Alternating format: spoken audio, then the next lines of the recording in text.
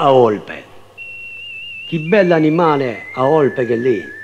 Anche i francesi uicono renare argentì. Tanto maligno e tanto intelligente che l'altro animali non buono ni bere ni sente.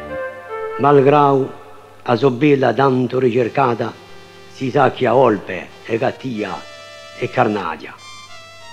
Anche l'agnello che è così bravo e dolce, ne è tanto inquieto quando lo sente a Olpe.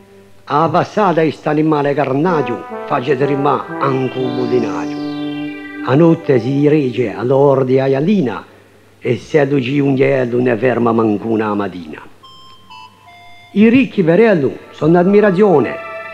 Chi Dio so bellame ne facciano un mantellone fatto con la bella di ulpone, vale tanti soldi che si compra un ricone.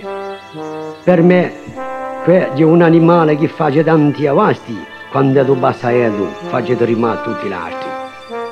A sta razza qui, non si può fare confidenza, se lui può fare un colpo, non vi lascia una scienza.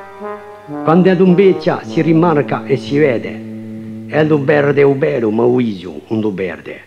Di sta animale così raffinato è meglio avere in ritratto o se no impaiato.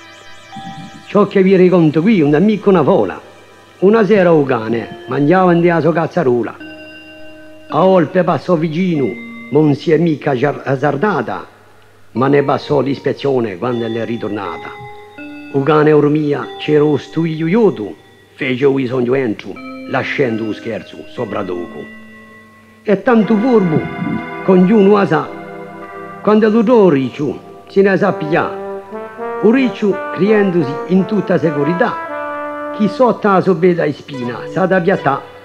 Signor Volpe, un s'annerba, ma sentendosi forte, piscia nanto un riccio e un giovage sorte.